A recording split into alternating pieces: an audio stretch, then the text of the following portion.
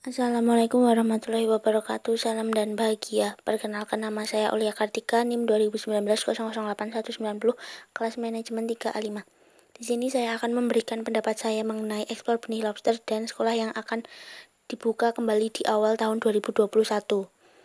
Ekspor benih lobster. Menteri Kelautan dan Perikanan Republik Indonesia secara resmi telah membuka kembali izin ekspor benih lobster melalui Peraturan Menteri Kelautan dan Perikanan Nomor 12 Tahun 2020. Lobster merupakan sumber daya alam hayati yang dimiliki oleh Indonesia dengan nilai jual yang tinggi.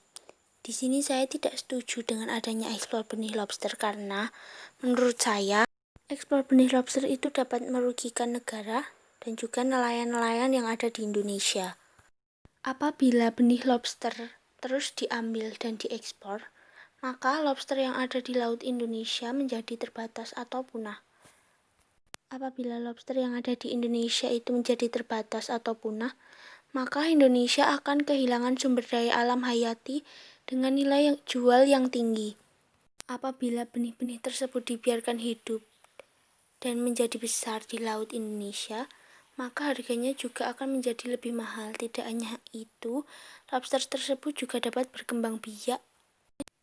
Benih lobster yang diambil oleh nelayan itu dijual dengan harga 10.000 sampai 30.000 rupiah. Kemudian oleh pengepul itu dijual dengan harga 100.000 rupiah.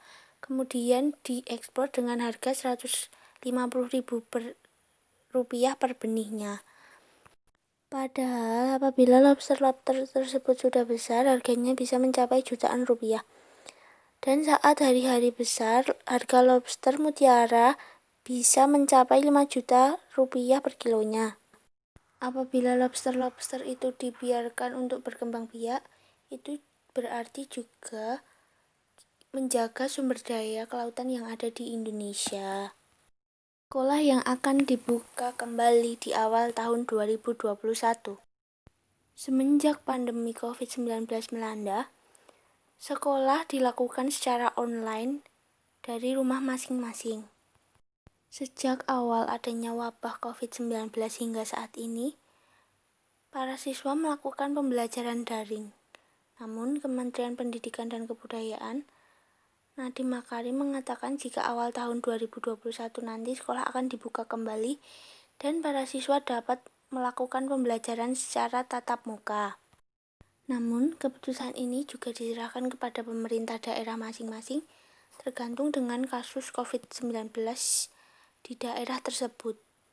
Apabila daerah tersebut merupakan zona merah dan beresiko, alangkah lebih baiknya untuk tidak membuka kembali sekolah karena itu akan membuat kekhawatiran dan akan menjadi klaster baru dalam penyebaran COVID-19.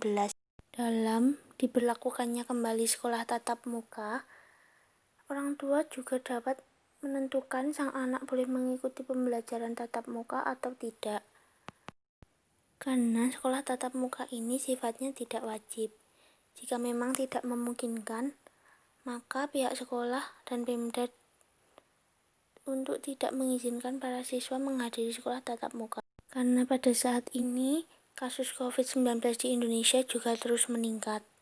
Apabila sekolah tatap muka dijalankan, maka protokol kesehatan juga harus diperketat dengan mencuci tangan menggunakan sabun atau membawa hand sanitizer, menggunakan masker, dan menjaga jarak. Menjaga jarak merupakan hal yang sulit dilakukan, karena pada saat istirahat atau pada saat di kelas, para siswa akan berkumpul dan lupa akan jaga jarak.